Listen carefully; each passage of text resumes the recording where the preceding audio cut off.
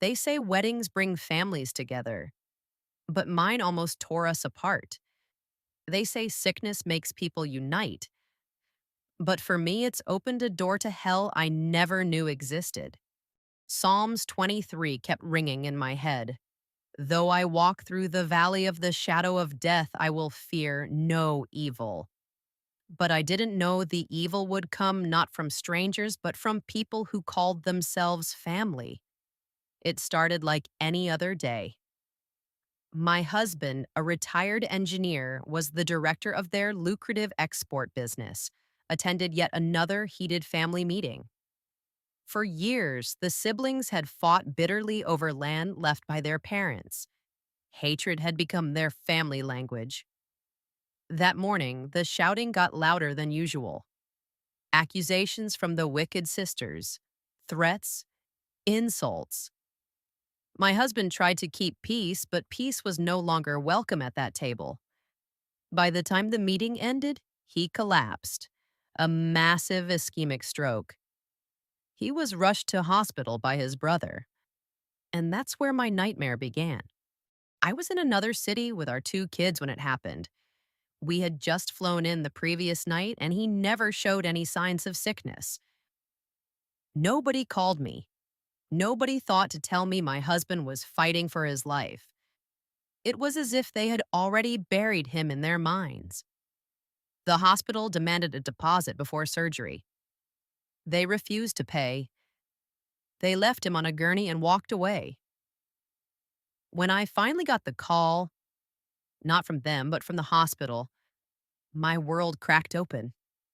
I took the next flight home with my children and reached the hospital at dawn.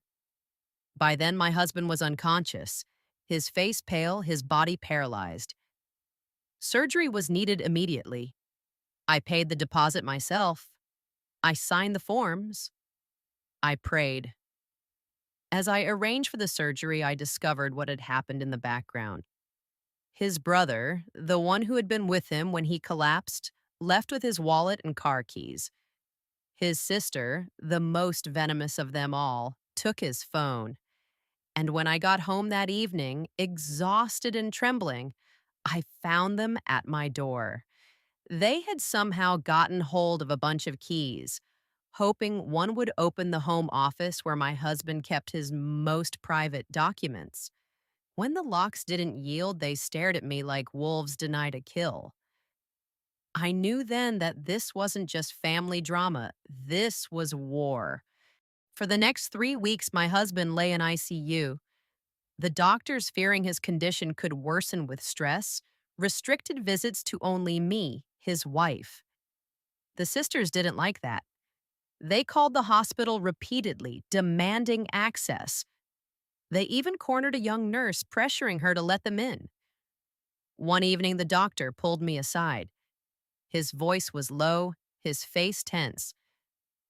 "Madam," he said, "I need to inform you. Your sisters-in-law approached me secretly, demanding your husband's medical records.